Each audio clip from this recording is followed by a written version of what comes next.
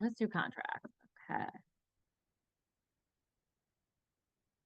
Well, yes, and can everyone hear me okay? Okay, good.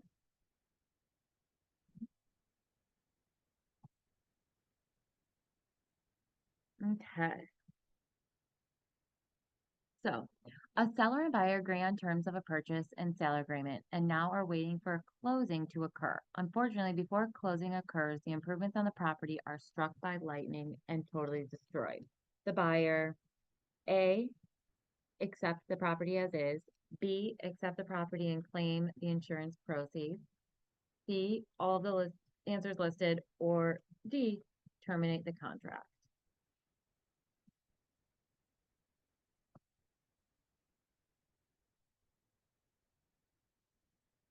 I'll give us a minute or two to pop that in the chat.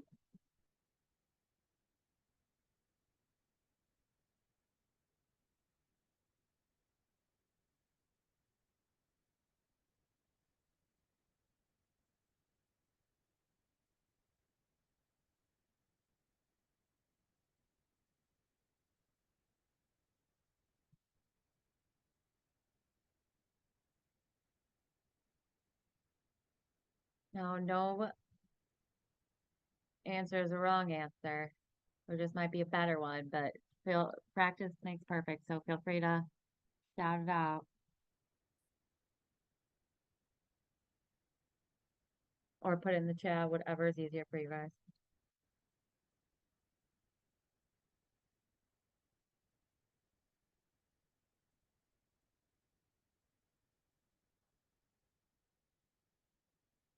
Okay, so the correct answer is what's gonna be the all of the listed answers. So they can accept the property as is, they can accept the property and claim the insurance proceeds, or they can terminate their contract.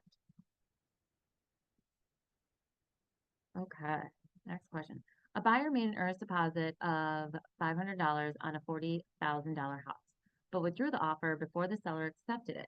The broker could dispose of the buyer's earnest money by A, giving it to the seller, B, keeping it as part of his commission, C, returning it to the buyer, or D, paying it to the court.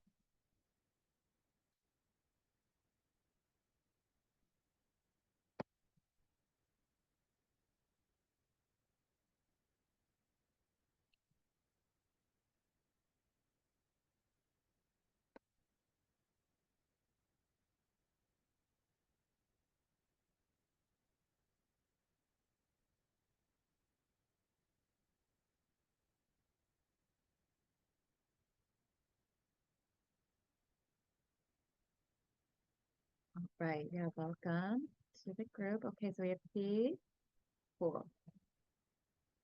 Yeah, so there's just three of us on here today, three or four of us on here today. So whatever you feel comfortable shouting it out or writing in the chat. Good work. Okay, it is C.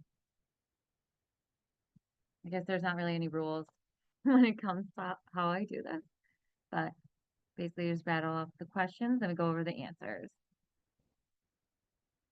Cool. All right, next question.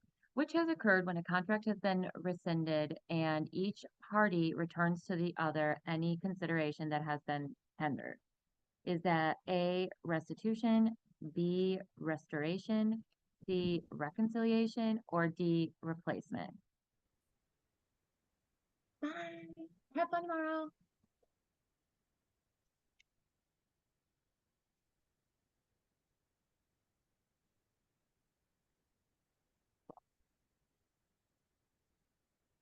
Hopping on Facebook. I feel like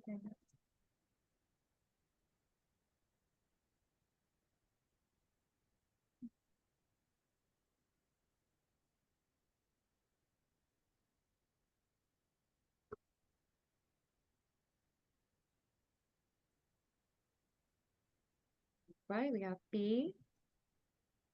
So it is restitution. Restitution is the rescission where the contract is undone, all obligations are terminated, all considerations are returned. Reconciliation is the appraisal process to determine value by comparing different approaches. That was a good guess, though.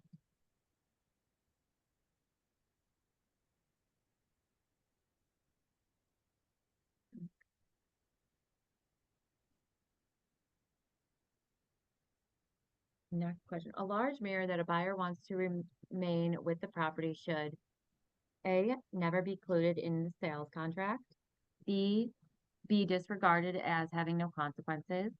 C, be agreed upon verbally with its price stated in the contract. Or D, be identified as a fixture in the sales contract.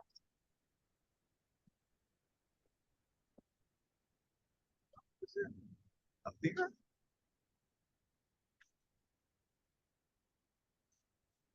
Right, we got D. Correct, good job. So be identified as a fixture in the sales contract.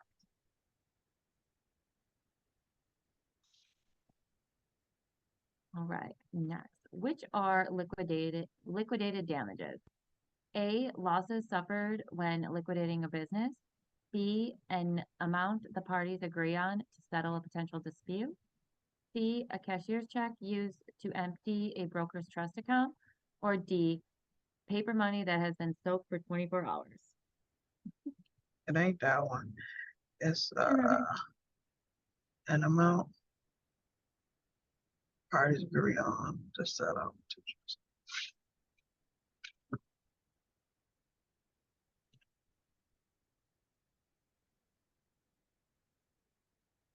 You say B?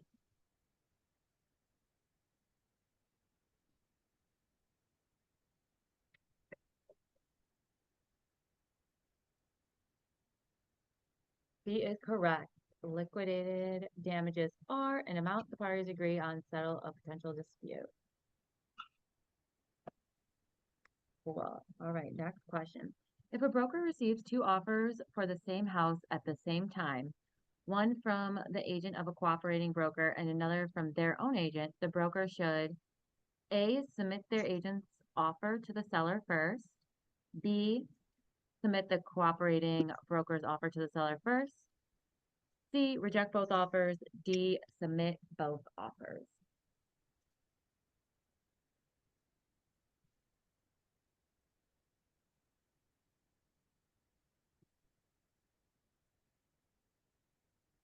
Submit both offers. Correct. Submit both offers is correct. You have to show all offers, even if you know your seller is not going to accept it, you have to show it to them. Okay, next question. A condition or contingency in a contract can be waived by the A, broker for the buyer, B, lender's appraiser, C, broker for the seller, D, party benefiting from the condition/contingency.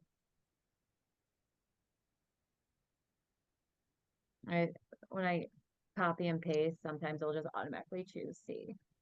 So my apologies.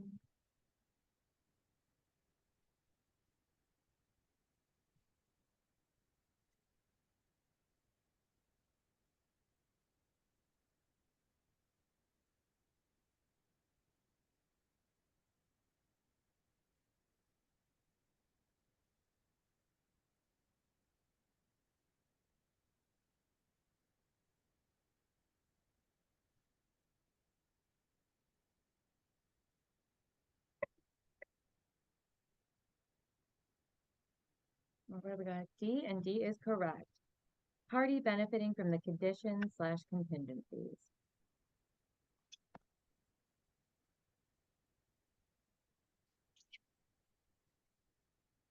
Right.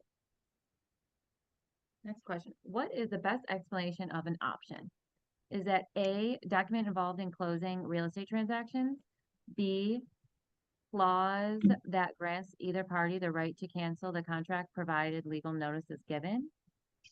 C, B. agreement with consideration granting exclusive rights to buy or lease a property at a given price within a stated period of time? Or D, legal procedure or action brought by either the buyer or seller to enforce the terms of a contract? C. Right, we got C. C is correct. Good job. So an option is a unilateral contract that gives exclusive rights to buy or lease property at a given price within a stated time period. Okay. Next question. The scope and purpose of a real estate contract does not include the sale of A, real property, B, personal property, C, fixtures, D, a home. I can hardly hear her.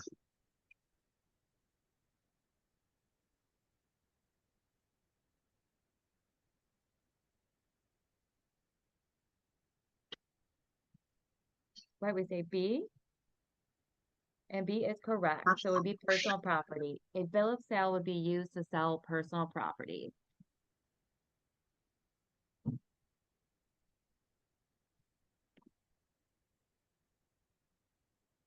Next question. Which is not an essential element of a real estate contract? Is that A, good consideration, B, lawful and possible objection, C, offer and acceptance, or D, valuable consideration? So which I is can't not hear her an for some essential? strange reason.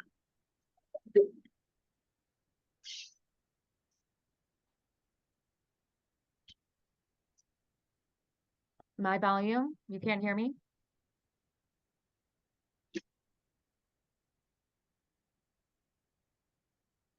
My volume? No, Okay, my volume's up as high as it can go.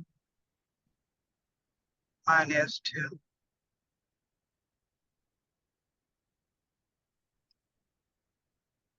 Okay, so I'm also saying or I'm putting the question into the chat as well as the option. So if you can't hear me, it is in the chat for you to reference as well. But yeah, there's nothing, I don't have Correct. any other way to turn up Zoom volume. No, no worries.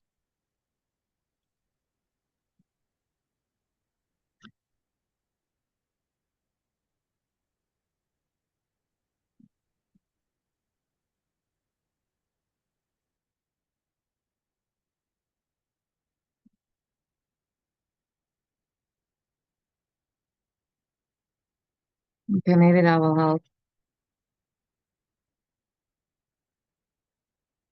All right. Whatever just happened, I hear you loud and clear now. Okay, cool. All right. So C. So it is a good consideration. I actually thought it was C as well. So good consideration is not an essential element of a real estate contract. A contract must be supported by valuable consideration, but good consideration is usually the form of love and affection.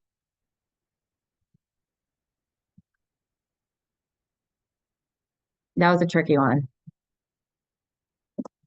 That was a good guess. All right. A bilateral contract is one that A is unenforceable, B is void, C binds only one party to an agreement, or D binds both parties to an agreement.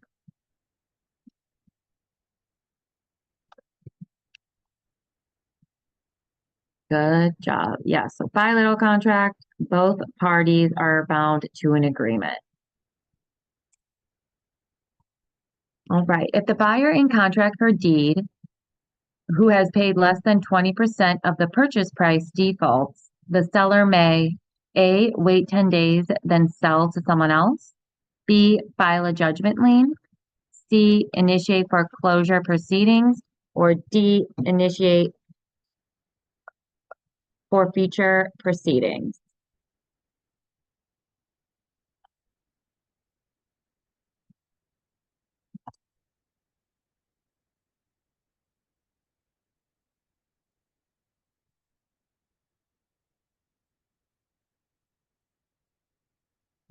Next, A.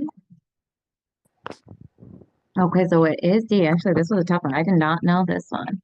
And it's for a specific land contract. So if the land contract has been placed for less than 5 years or the amount paid by the buyer is less than 20% of the purchase price, the seller may initiate or for future proceedings 30 days after giving the buyer notice of default and intent to sell. Oh, okay, good to know. That was a tough one.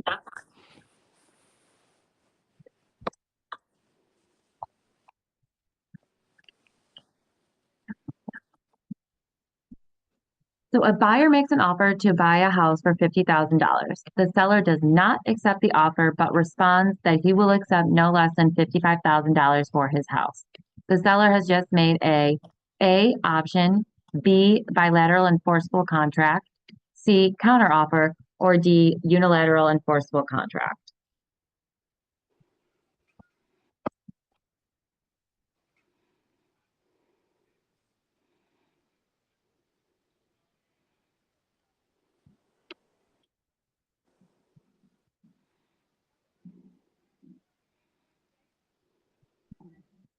A counter. Or Correct. Good job. It would be C, a counteroffer. So the first, his $50,000 is no longer considered an offer. It'd be a counteroffer. So the original offer is terminated. Good job. All right.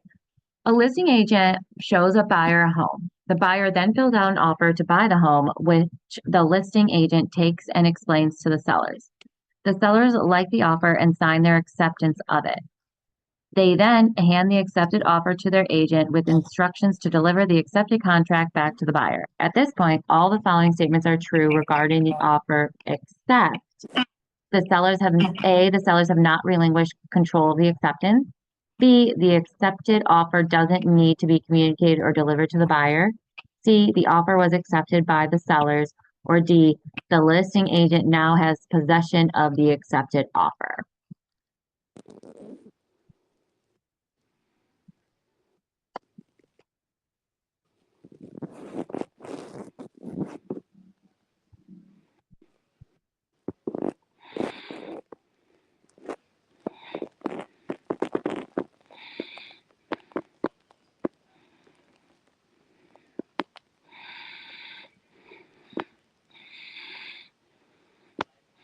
Okay. Yes, we got D. So it is B. This is a hard one. The accepted offer doesn't need to be communicated or delivered to the buyer. So since the listing agent is under control of the seller, there has not been delivery or communication of the acceptance. So this was hard with the word accept here, but it does need to be communicated and delivered to the buyer. So they're tricked you on the verbiage there. Then again, I feel like this was a very poorly written question. But it would be B, the accepted offer doesn't need to be communicated or delivered back to the buyer. It does need to be communicated and delivered back to the buyer. Okay. Earnest money is best described as A, good faith money deposited by the purchaser at the time of signing the offer. B, the commission paid to the broker. C, the consideration of the sale of the property. Or D, the money deposited by the purchaser with the broker/seller to pay for the expenses of examining title. So you'll see another word for earnest money is good faith money. Good call. Yep. That it is not required, but it is good to have. All right. Good job, guys. Go back to the dashboard. So now we'll do practice and principles.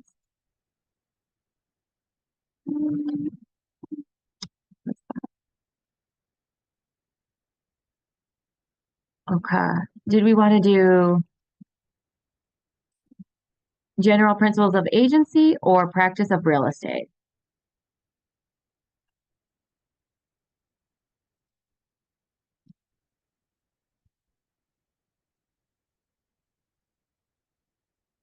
Okay. Cool.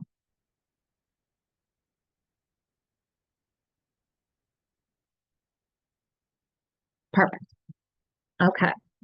First question. A bank refuses to lend a married woman money because even though she qualifies on her own, it wants her husband to co-sign the loan with her. The bank is guilty of violating the A, Equal Credit Opportunity Act, B, Federal Fair Housing Act, C, RESPA, D, Civil Rights Act of 1968.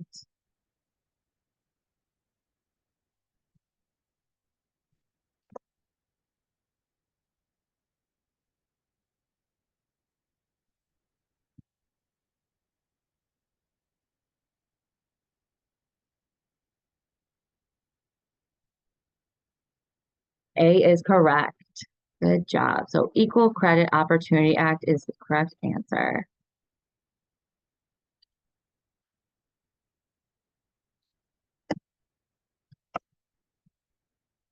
Okay.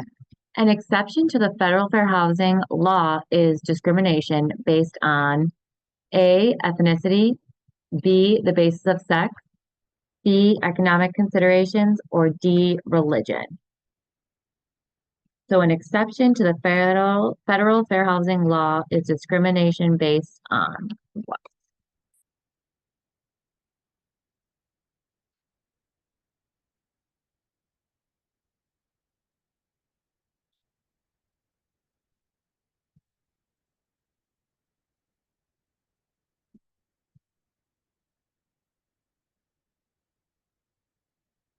Right, we got C. C is correct. Good job. So economic considerations. Protected classes under the fair housing are, these are all good to know. It's going to be race, color, creed, sex, national origin, familial status, and disability. Economic status is not a protected class. Okay. Mark is a real estate agent with 20 years of experience in residential real estate. He gets a call from an old classmate who found him through a social internet website. The classmate asks Mark to manage their 400-unit apartment building. Mark should A, open a property management trust account, B, enter into a property management agreement with the owner without the broker, C, ask the owner to let him refer them to an expert, or D, begin marketing the apartment.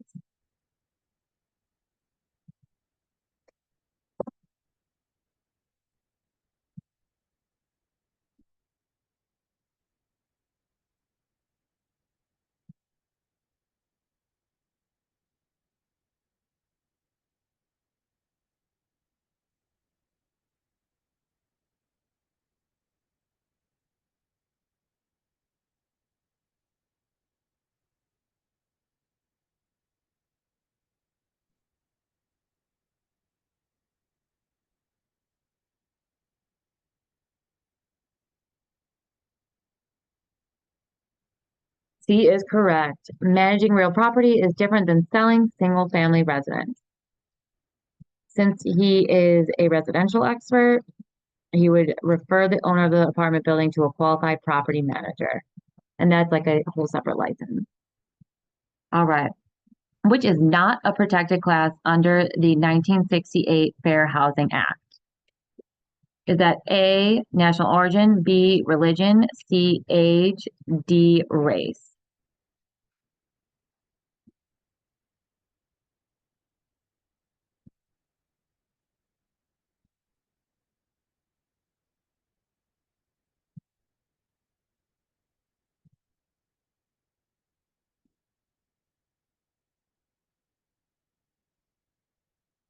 So it will be age. Age is a correct answer. Yeah, that was a tough one, actually. So race, religion, color, sex, national origin, disability, and familial status are all protected under the Fair Housing Act of 1968. Age is not protected under this class.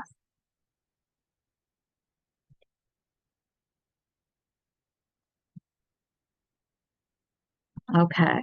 An agent advertises a property for sale for $120,000. When any potential buyer arrives for a showing, the agent says the price has just been raised to $160,000. The agent is guilty of A, price fixing, B, false advertising, C, violating the Civil Rights Act of 1866, D, market fixing. Honestly, all of the above.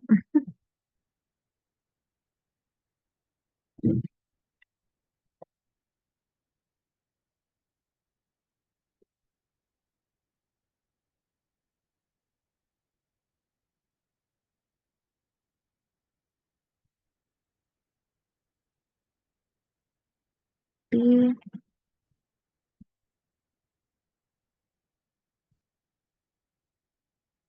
right. All right, good job. So false advertising is the best answer here. So false advertising. The agent's guilty of false advertising, normally called the bait and switch strategy. Yeah, so definitely knowing the different little AKAs, also known as terms for each definition, is very helpful because sometimes they'll call it bait and switch, or sometimes they'll call it false advertising. So they kind of switch it up on you. So knowing that that's like the same thing will be helpful. All right, good job.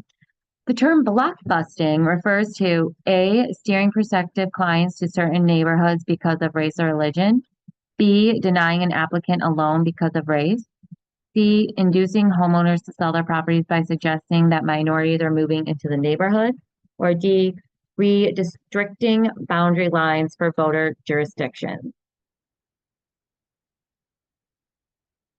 So what is the definition of blockbusting?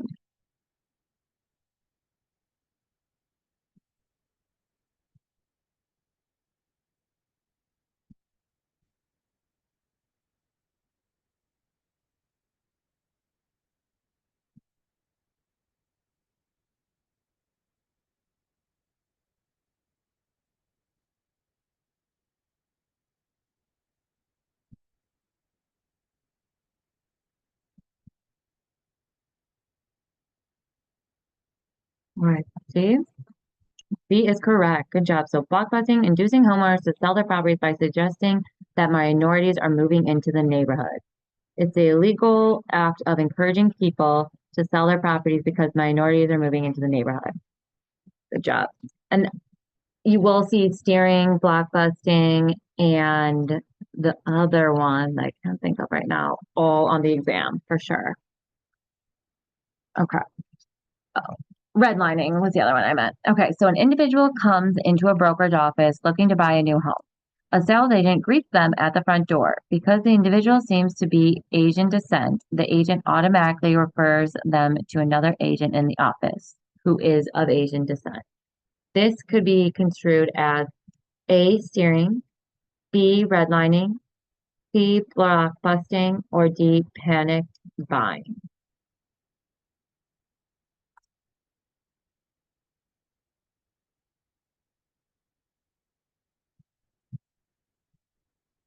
And so it is steering. So steering refers not only channeling purchasers to certain neighborhoods because of their race, but also directing them to agents because of their race or religion. Blockbusting, also known as panic peddling or panic buying, is illegal when homeowners are encouraged to sell their properties because minorities are moving into the neighborhood. And then redlining is the illegal practice of denying loans in certain areas of the community based on race or religion.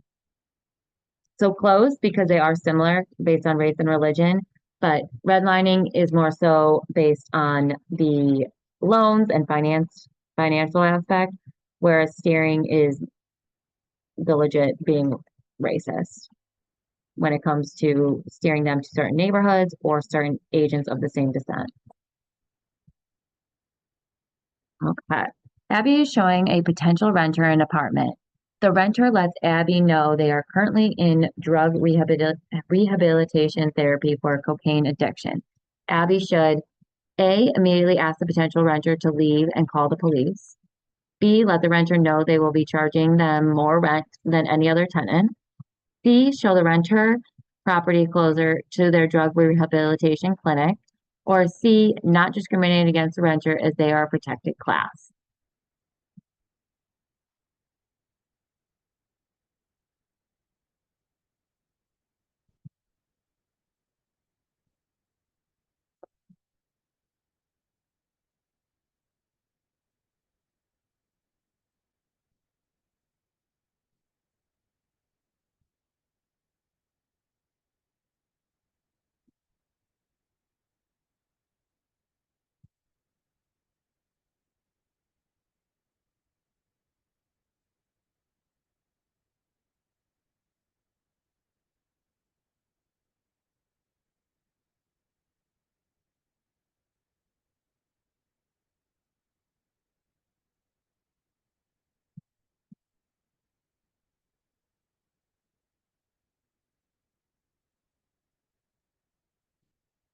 Yeah, this is a hard one. I also was thinking D, but I don't know if it's a protected class. Race, religion, familial status. So it might be C too. Oh, it is D. Okay, so a person undergoing drug rehabilitation therapy is considered a disabled person under the Federal Fair Housing Act and the Americans with Disability Act. Wow, I did not know that. Okay. So that would be a disabled person. So that, yeah, that makes sense. So that's what they would fall under. So they are a protected class, so it would be D. Okay, good job. That was a tough one.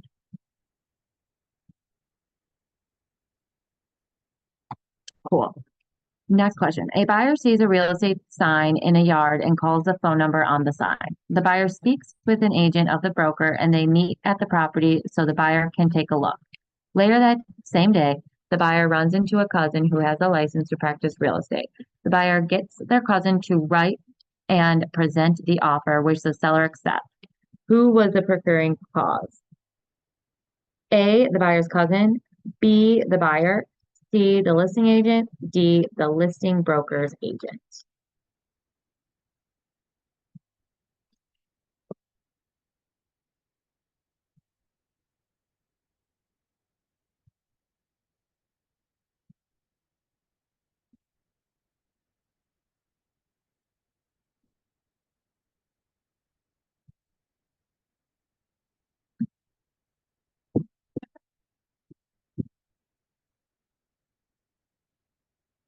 So it would be D, the listing broker's agent. So the procuring cause, by definition, is the agent that started the uninterrupted chain of events that led to the contract. So the first person they talked to was a procuring cause.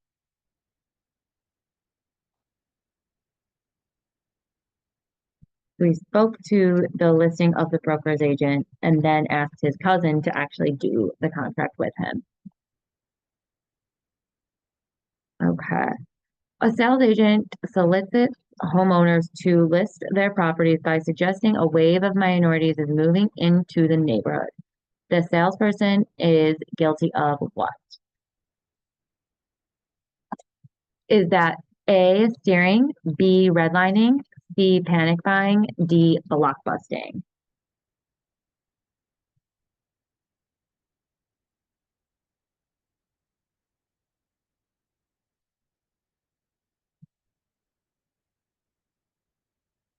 Blockbusting is correct. Good job. Okay. Yeah, so we see a lot of it. Okay, next one. An advertisement in the local newspaper says that a property for rent is available only to senior citizens over the age of 55. A young couple with a child asks to see the property. They are denied access. Which law has been violated? That A, Truth in Advertising Act, B, Sherman Antitrust Act, C, no violations have occurred, D, Federal Fair Housing Act.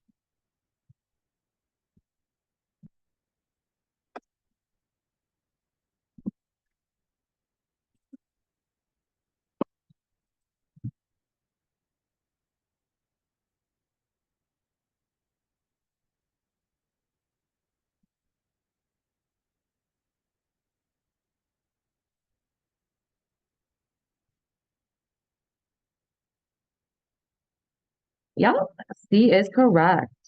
So no violations have occurred. Even though family status is protected class under the Federal Fair Housing Act, many courts have ruled that there is an overriding state interest in providing housing for seniors, as long as at least 80% of the units in a complex are set aside for 55 years or older. Then the Sherman antitrust applies to the price fixing market. So if 80% of the people living there, then it is just considered a senior citizen unit, rental, whatever they call it. Okay. A community. Right. Agent Sarah goes to a listing appointment and convinces the seller to agree to a commission of 7%, as this is the broker's customary rate of commission. The seller asks Sarah if she would offer 4% to the buyer's broker. Sarah should A, get the broker's permission, B, tell the seller about the Sherman Antitrust Act, C, offer 4% as the buyer's broker's commission. D, tell the seller that is against the law.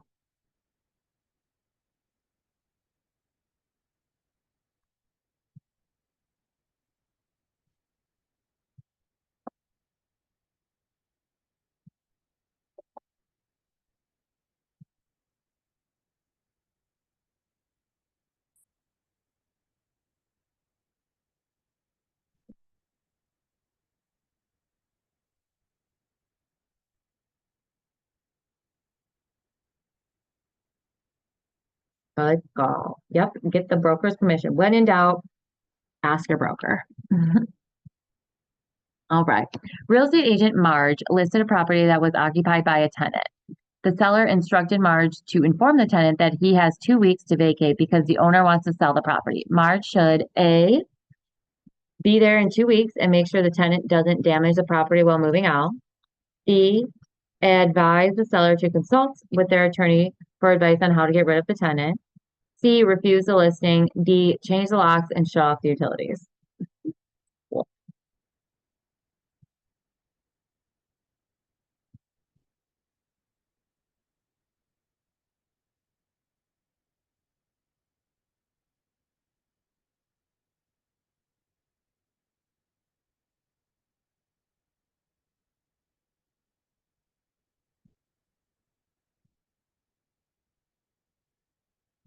Good call. And it would be B, advise the seller to consult their attorney for advice on how to get rid of the tenant.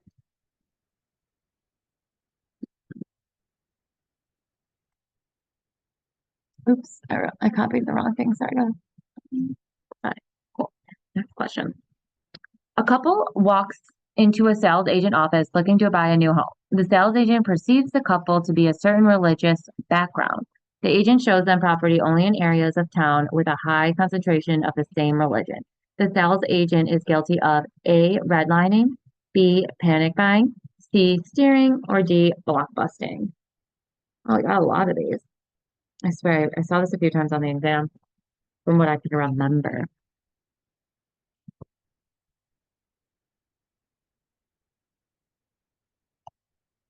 Good call. Yep, steering. So blockbusting is also known as panic peddling. And then you have steering is the illegal practice of trying to influence a buyer's choice of housing based on religion or other protected factors. Redlining. And then there's no such thing as panic buying. However, blockbusting is sometimes referred to as panic selling or panic peddling.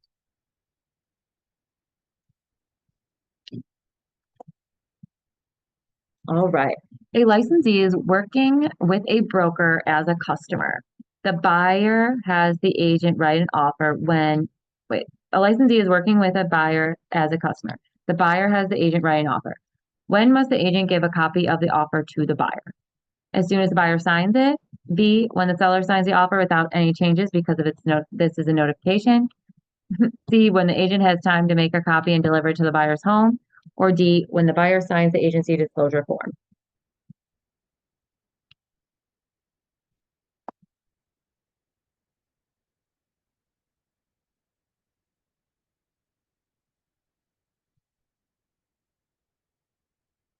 That is a good guess. D was a good guess. So it is as soon as the buyer signs it.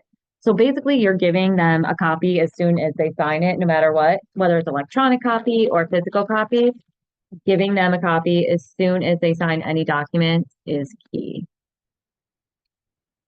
But they do harp that you should get the agency disclosure form signed ASAP.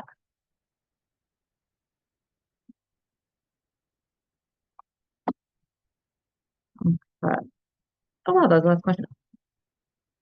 Okay. Any other topics that you guys want to go over? I know we have 15 minutes left, so these are the various categories.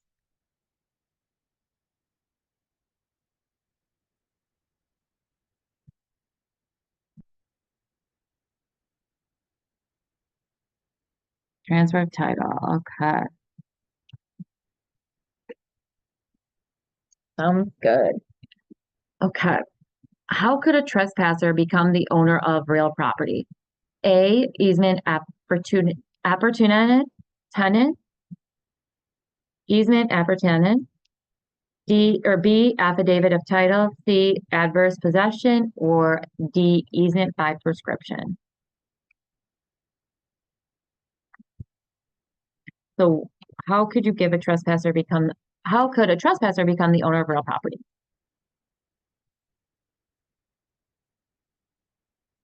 I always thought this was a crazy one. All right, adverse possession is correct. So the open, notorious, hostile, and uninterrupted possession of property of another under claim of title will gain, even if a trespasser, the ownership, as long as they satisfy the prescribed number of years for adverse possession. That is correct. Okay. Actual notice refers to A, the reasons an individual should record a deed, B, something an individual has seen or knows to be true, C, the information an individual is presumed to know, or D, the documents recorded at the courthouse regarding a person's property.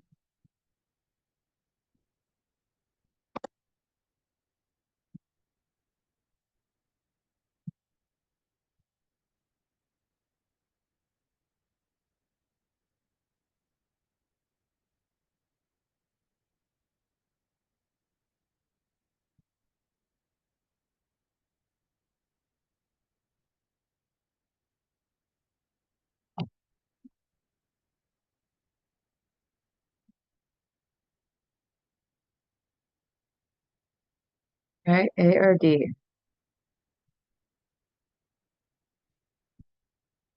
Right. Oh, it was actually B. Something an individual has seen or to be true. Actual notice refers to something an individual actually has seen or has an actual knowledge of, as opposed to what an individual is presumed to know or should know by checking public records. Okay, so constructive notice is they presume to know or could know by checking public records. So that's constructive notice. And then actual notice is they have seen it and they have knowledge of it being true. So I feel like constructive notice might be secondhand and actual notice is firsthand. That was tricky. Okay. Acknowledgement refers to A, a sworn statement that the title is good, B, addition of soil to property by gradual operation of natural causes, C, assumption of liability for another party's obligation, or D, a written declaration by a person executing an instrument given before a notary public.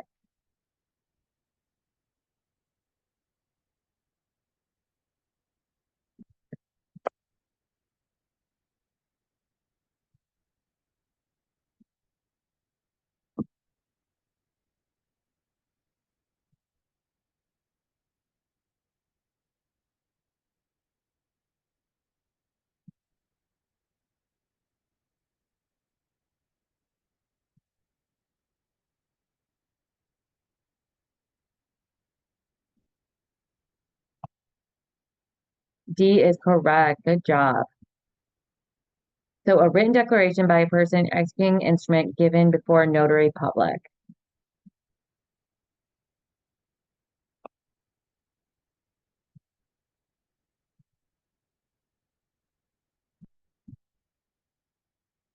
Okay, next question. Once a person has gone to the courthouse and reviewed all documents pertaining to the property they intend to buy, they are said to have A, caveat emptor, B, constructive notice, C, actual notice, or D, ad valorem notice. Well, this is tricky.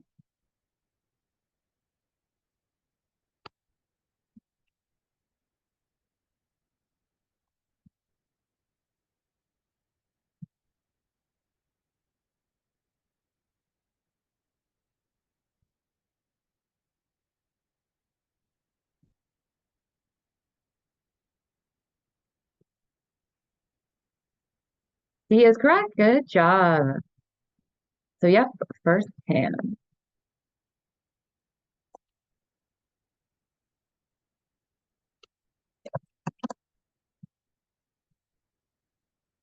All right. The successive conveyances affecting a particular parcel of land arranged consecutively from the original source of ownership to the present day owner are called A, abstract of title, B, estoppel certificate, C, certificate of title, or D, chain of title.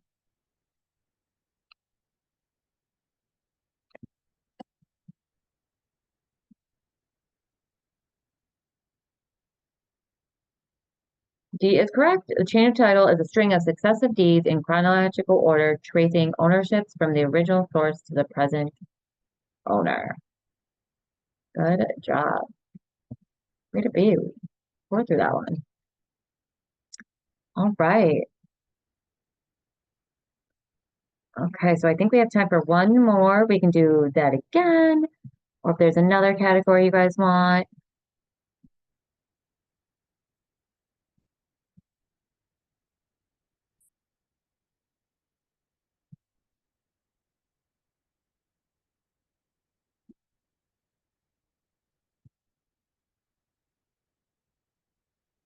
All right, land use. Sounds good.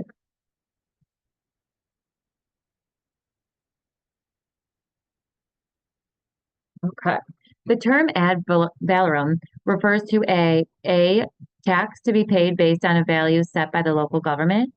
B, mortgage clause that pledges the property as a security for repayment of the debt. C, process of reducing or decreasing the assessed value of properties for computation of property taxes. Or D, mortgage clause that allows the mortgage lender to call the loan immediately due and payable.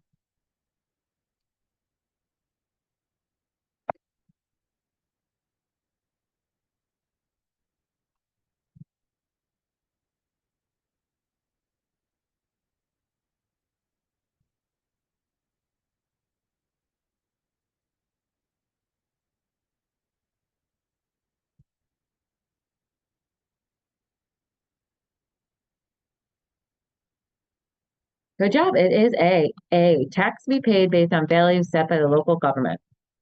Ad valorem literally translate as according to valuation. So that is very helpful to know. Good job. Okay, next question. As defined in local zoning ordinances, the distance between lot lines and improvements are known as A, buffer zones, B, setback, B setback, C, depth, or D, frontage.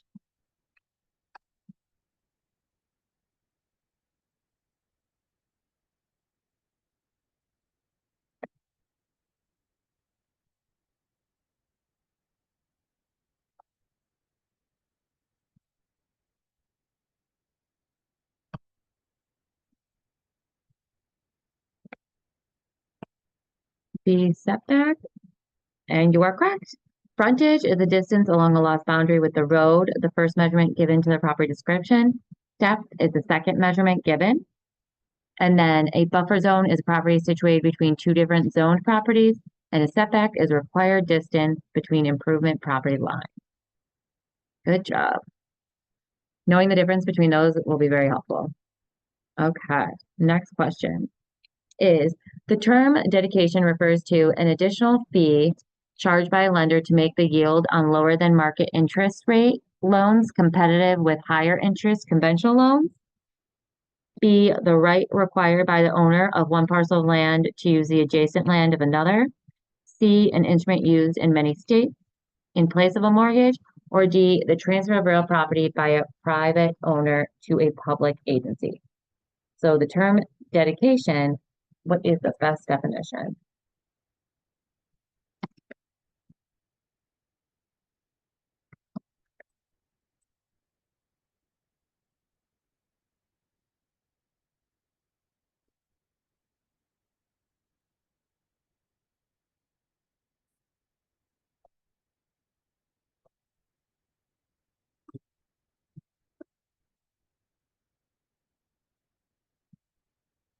Good job.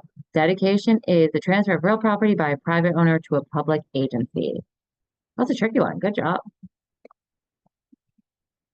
Okay, next question. The term abatement refers to A, the obligation and promise to be personally liable for conditions in a contract. B, a Latin term according to evaluation. C, reduction of the assessment rate for tax computation. Or D, a Latin term meaning runs with the land. So what does abatement refer to?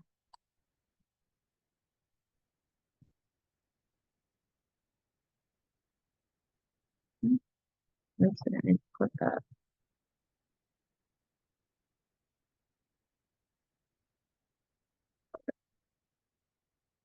No, how do I get out of this? Okay, there we go. Oops.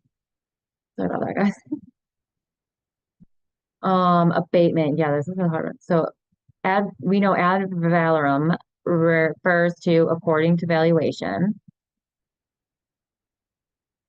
Abatement is gonna be, I'm pretty sure it's C. Yeah, so abatement is the reduction of the assessment rate for tax computation.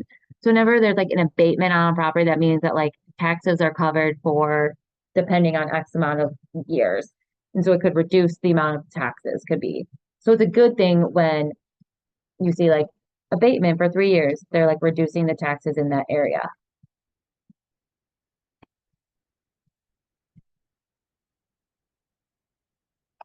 Okay, next question. Tom wants to purchase Mary's white cottage on the lake. Mary agrees to sell, but only if Tom will agree that if the cottage is ever structurally altered or painted any color but white, the title will revert to Mary.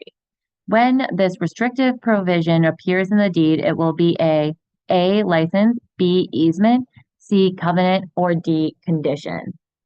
Ooh, I think I had a similar question to this on my exam.